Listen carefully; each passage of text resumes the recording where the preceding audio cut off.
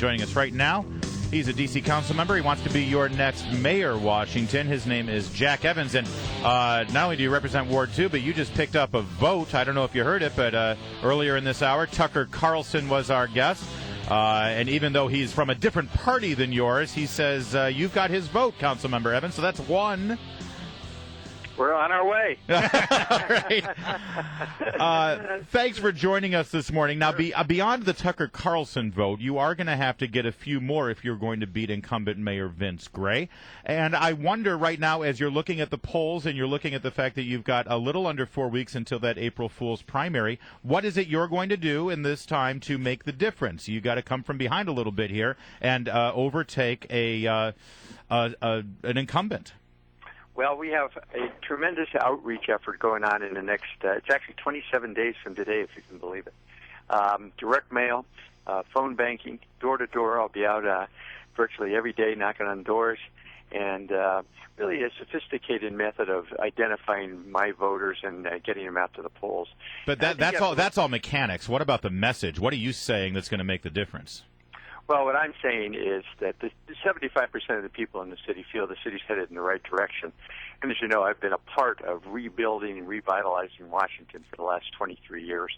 And what my message is that if elected and when I'm elected, I'll continue the prosperity our city is now enjoying. But more importantly, make sure that the people who are not now enjoying that prosperity get to do so, focusing on schools, affordable housing, crime, and most important, job creation for many people in the city now who don't have jobs.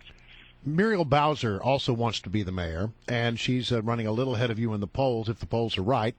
And she said recently that of you, that you didn't have, you had, quote unquote, a lack of knowledge about neighborhoods outside of Georgetown. You took a little bit of offense with that. What is your concern? Well, I think Councilmember Bowser knows better than to make such a kind of a ridiculous statement. What is she saying there that bothers you? Yeah, you said she was using code words. Well, when someone uses Georgetown, they're trying, I think, it's a code word for kind of being rich and affluent. And I think it's a very divisive term when someone uses it in the manner in which Councilmember Bowser did it. Was she suggesting that race is a factor there? And it could be. You'd have to, again, ask her what she meant by it. But from my perspective, someone who wants to be mayor of the whole city should not be using divisive terms. And that clearly was a divisive term, and I think most people recognized it as such, whereas myself, what I'm trying to do is represent the whole city and bring us all together, and I think that's important.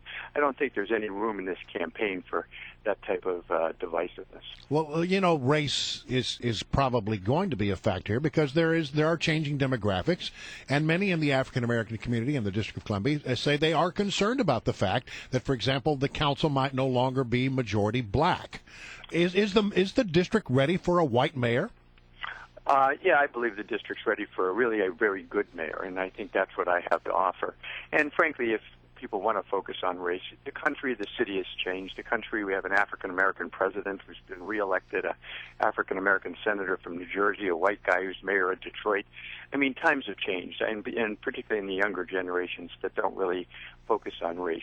And so I think what we need to do in this election, again, getting away from that divisiveness that Councilmember Bowser seems to use, is to focus on who would be the best mayor for the district going forward. And clearly I would do that with the years of experience I've had to bring, again, the prosperity to everyone in this city. And that's exactly the message I'm sending, and I think we'll be successful over the next 27 days. Well, not to linger on this question forever, but, I mean, there are those who probably would say in the District of Columbia, I like Jack Evans, I just can't vote for a white guy as mayor. What would you say to them?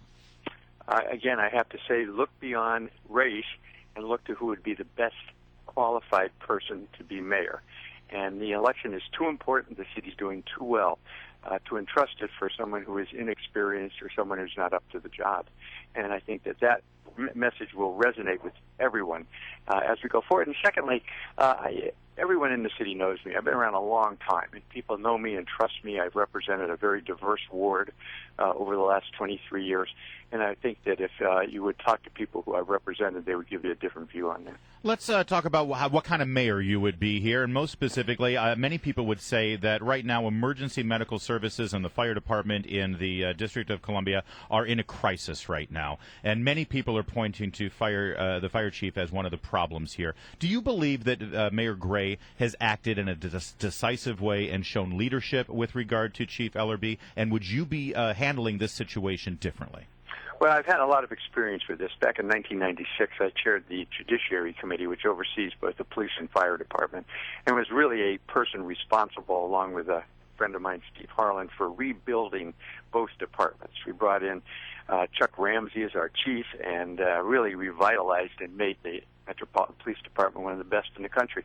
We had done the same for the fire department, and if you remember on 9/11, our department was called upon to assist at the Pentagon and was very well respected, and it's really fallen into disrepair in the last couple of years. But as mayor, I would bring the same skills I brought back then to revitalizing the department. I suspect we need a new chief, and we're going to have to sit down with all of the disparate groups in the fire department, bring everybody together, and really work toward a common goal. Real fast, Councilmember Evans, you just said that the D.C. Fire Department has fallen into disrepair.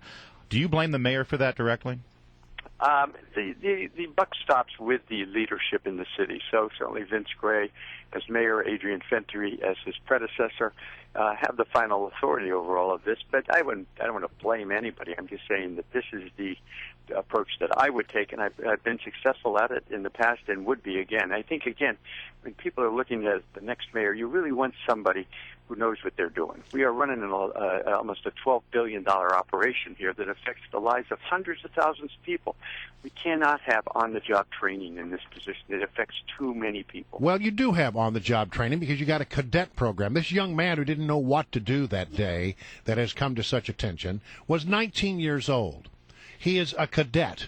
He had practically no training. I understand the kid lives up in Pennsylvania somewhere and comes in to take on his cadet job. I mean, one hears that the only way into the fire department these days is through the cadet program. Do we need to do away with that program? No, not do away with it, but certainly not make it the only entry into the department.